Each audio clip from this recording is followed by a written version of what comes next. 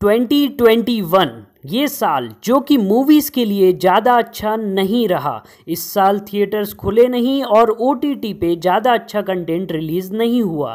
पर web series के मामले में ये साल एकदम गोल्डन एरा की तरह रहा। बहुत ही ज़्यादा अच्छा कंटेंट इस साल वेब सीरीज़ ने हमारे लिए रिलीज़ किया। लिटरली इतना अच्छा कि हम लोग तृप्त हो गए, सेटिस्फाइड हो गए।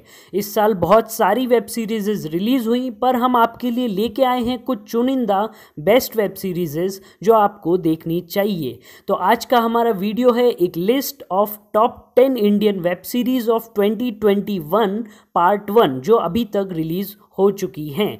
आप इस वीकेंड को, अगले वीकेंड को या उससे अगले वीकेंड को ये सारी वेब सीरीज़ एक बार देखिए। अगर आपने अभी तक हमें सब्सक्राइब नहीं किया तो कर लीजिए और शुरू करते हैं ये वीडियो, ये लिस्ट बिना किसी बकवास के।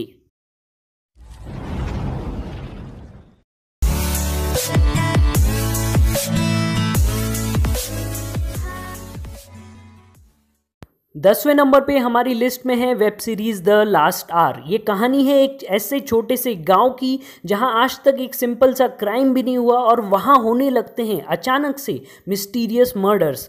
जब पुलिस फेल हो जाती है इस क्राइम को सॉल्व करने में, तब उनके पास आता है एक ऐसा बंदा जिसके पास एक सुपर पावर है।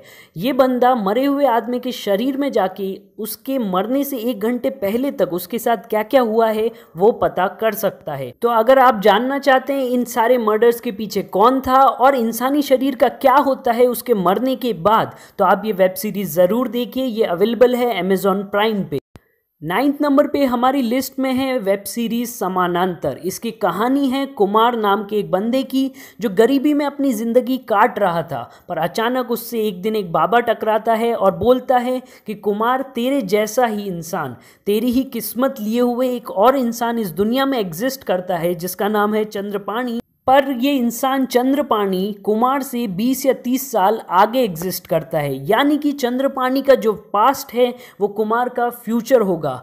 तो इस तरह के साइंस फिक्शन के आइडिया को जानने के लिए, करीब से देखने के लिए, और क्या होगा जब कुमार और चंद्रपाणी आपस में टकराएंगे ये जानने के लिए आप ये वेब सीरीज़ ज़रूर देखिए। ये अवेलेबल है MX प्लेयर पे।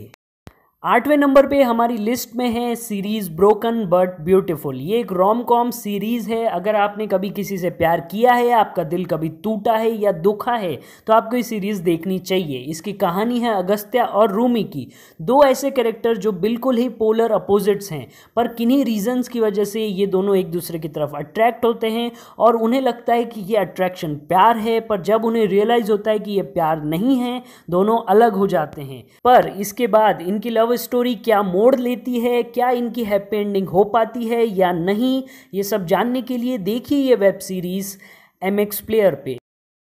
7वें नंबर पे हमारी लिस्ट में है सीरीज महारानी। ये एक पॉलिटिकल ड्रामा सीरीज है।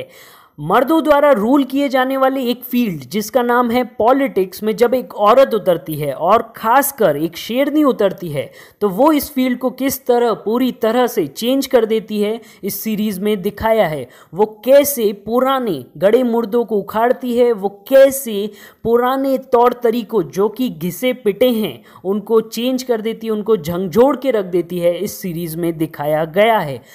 जो लोग बिहार के पॉलिटिक्स के बारे में थोड़ा बहुत जानते हैं वो समझ जाएंगे कि ये सीरीज़ रियल लाइफ इवेंट्स पे बेस्ड है। आप ये सीरीज़ ज़रूर देखिए। ये अवेलेबल है सोनी लिव ऐप पर।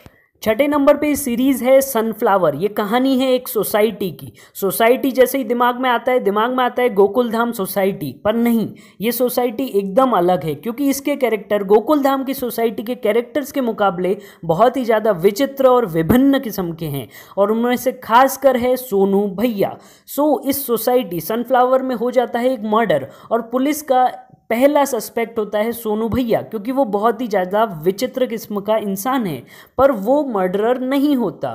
तो अगर आपको जानना है कि ये मिस्टीरियस मर्डर किसने किया है, तो ये सनफ्लावर सीरीज़ ज़रूर देखिए। ये बहुत ही इंटरटेनिंग और बहुत ही माइंड ब्लोइंग सीरीज़ है।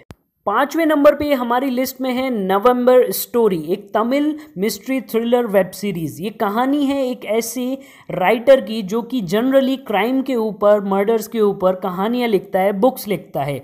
ये बंदा अब हो चुका है सनकी और ये चाहता है कि एक लास्ट कहानी ये लिख के फाइनली रिटायर हो जाए इस प्रोफेशन पे। पर जैसे ही ये लिखने वाला होता है उसी टाइम इसके घर से मिलती है एक औरत की लाश।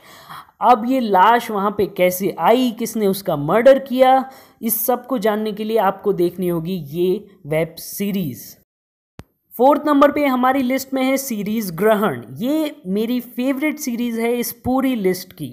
ये एक डार्क सीरीज़ है, हिस्टोरिकल टाइप की सीरीज़ है। ये कहानी है सिख दंगों के टाइम की, फिक्शनल स्टोरी है। इसमें दिखाया है कि एक फीमेल इंस्पेक्टर को काम दिया जाता है दंगों को इन्वेस्टिगेट करने का, और धीरे धीरे जैसे वो पुराने राज खोलती जाती है तो उसके सामने आता है एक चेहरा, एक मास्टरमाइंड जो इन सारे दंगों के पीछे था, और उसे पता चलता है कि वो और कोई नहीं उसी का बाप है। पर वो जिस बाप को आज जानती है और जिसके बारे में वो पढ़ रही है, ये दोनों ही बिल्कुल अलग शख्स हैं। तो अब आगे क्या होता है, स्टोरी क्या टर्न लेती है, ये जानने के लिए आपको देखनी होगी ये बेहतरीन सीरीज़।